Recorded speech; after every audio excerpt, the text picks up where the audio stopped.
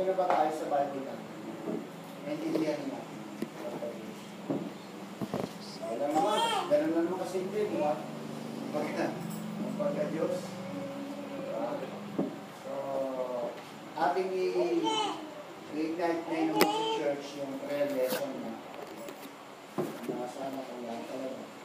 Sumunod yung prayer. Na mapag-aralan.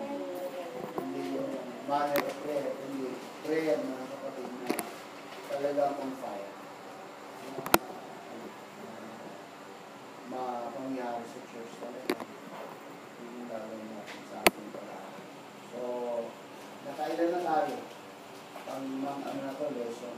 So, una, doctrine salvation, Bible introduction, doctrine salvation, church history, homiletics, at Bible doctrine, kanin na to. Prayer lesson. So, kasunod, yan natin yung leadership. Okay, mag-pray tayo, Panginoon. Maraming pong salamat sa dito. Pinupuri ka namin at sinasamba ka namin. Salamat po, Ama, sa lahat ng mga biyaya na patuloy may pinagkakalog sa amin, Panginoon.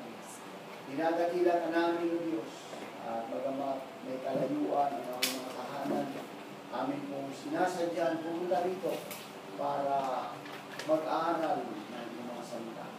Panginoon, wala kami magagawa sa lahat ng aming lamang. Kaya patuloy kami, O Diyos, na lumalapit sa iyo. Pangunahan mo kami, O Diyos, at nawa sa aming mga pag-aaralan ay patuloy namin matutunan bilang mga disciple ng Panginoon. Ang kahalagahan ng mga salita. Dahil naniniwala kami, Panginoon, sa panahon dito, marami na po kumakalito ang sa iyo ng salita. Pero Diyos,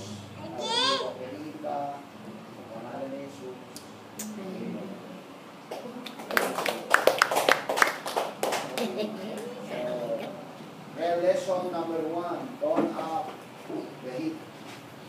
Sa Revelation chapter 3, verse 14. Revelation chapter 3, verse 14.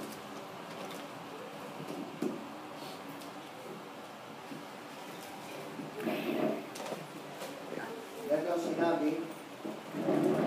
At sa anghel ng iglesia ng Laodicea, ay sulat mo ang mga bagay na ito ay sinasabi ng siya nawa. Ng saksi tapat at totoo ng pasimula ng paglalang ng Diyos.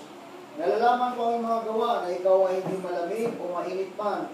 Ibig ko sanang ikaw ay malamig o mainit.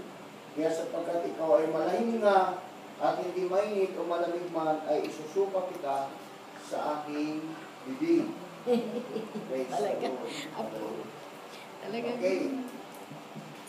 So, ito yung nagiging senaryo or nagiging problem sa Laodicea. Sa Laodicea Church, mga kapatid. Kung bakit nawala na talaga yung init, nawala na yung apoy sa kanilang pananampalataya, and especially, mga kapatid, sa kanilang panalangin sa Panginoon. At ang naging resulta, naging maligamgam ang kanilang pagkakilala sa ating Panginoon. So, yun yung isang problema, mga kapatid ko, sa maging sa panahon natin ngayon, sa bawat churches, mga kapatid, na kapag nawala na yung apoy, kaya kailangan painitin. Bakit, mga kapatid, nawawala ang apoy? Ano-ano ba ang mga dahilan? Kung bakit nawawala na yung apoy ng isang Kristiyano at nagiging maligamgam? Siya ay Kristiyano, pero naging maligamgam ang kanyang pananampalataya. Ano-ano ba ang mga naging dahilan? So marami, mga kapatid. Sa kanilang panahon, mga kapatid, ito sinulat ni John ito para ipaabot sa lahat ng mga churches, mga kapatid, na kailangan talaga maging on fire. Kailangan maging umapoy, mga kapatid. It is the will of God to you to be on fire for God. Kailangan yun para sa bawat isa sa atin, mga kapatid. Ano ba ang apoy, mga kapatid? Pag sinabing apoy, ito ay masabi natin, di ba? Sabi nga ng kasabihan, mga kapatid, di bali lang mo ng awang, kawag ka lang masunugan. Kasi ang apoy, mga kapatid, ito yung pangtupok o tinutupok ang anumang gamit, anumang mga kapatid ko, kagamitan, anumang yari ito, kahit nayari sa baka, natutunaw ng apoy.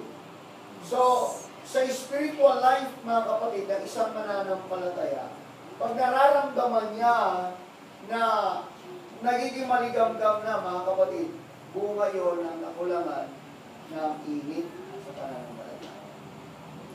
At yun yung naging instances, pag dumarating yung mga temptation sa buhay, doon, mga kapatid, nangyayari na humihina ang pananampalataya ng isang church. So, ang pangungusap na ito ni John, pangungusap ito patungkol sa church. At alam ko, sa panahon ngayon, marami na pong Laodicean church. Pag sinabing church, yung membro ng katawan. Membro siya ng katawan, pero naging maligamgam. Membro siya ng katawan, pero wala na po yung on fire. Wala na yung apoy na siyang dahilan para matupok ang lahat ng anumang mga dapat tupukin sa buhay na kanyang pinagbibihan. So it is the will of God for you to be on fire for God. So kalooban ng Diyos yun. Gusto mong maging mainit, will lang Panginoon maging mainit tayo. Kaya lang, meron tayong mga gagawin, mga kapatid, sa buhay na ito. Sa buhay natin bilang church ng Panginoon, na hindi talaga dapat mawala ito, mga kapatid. Especially sa ating bilang mga mananampalataya, na lalo na tayo, mga nag-involve sa ministry, nag-involve sa disciples, nag-involve sa anumang mga gawain, mga kapatid, dapat tayo talaga ang unang leader or mainit. Amen? Amen. Kaya nga, pagka ang isang lingkod ng Diyos, isang manggagawa, isang leader, mga kapatid ko, ang siyang naging maligamgam lahat, mahahawa ito eh. Kaya nga, little leaven and leaven at kahulang. Sa konting libadura, nahawa ang buong masa. Kaya nga, ang kalooban ng Panginoon, mga kapatid, ay para sa atin. Na dapat talaga maging mainit tayo sa lahat ng ating gagawin. Kasi sabi ng Panginoon sa Laodicea, pag maligamgam ka, iluluwak kita. Hindi sa rin, Kristiano ka, pwede kang mailuwak. Kaya nga, huwag tayo magtataka kung bakit so many Christians, mga kapatid, na nawawala na sa will ng Panginoon at na nawala na talaga sa panaditas na mga kapatid. Sabi natin, mga kapatid ko, if God is with us, no one shall be against us. Pero bakit maraming nawawala? O shall separate us from the love of God, no not one, kahit isa wala daw eh. Kahirapan, lahat, wala daw pwede makapaghiwalay sa atin sa pag-ibig ng Diyos. Pero ang question ko, bakit maraming na-backslide? Kasalanan. Bakit maraming nawala sa Panginoon? Na samantalang sinabi ng Panginoon, promise ng Panginoon, no one shall separate us from the love of God. Walang pwede makapaghiwalay sa atin sa pag-ibig ng Diyos. Biro mo yung pangako ng Diyos na yan.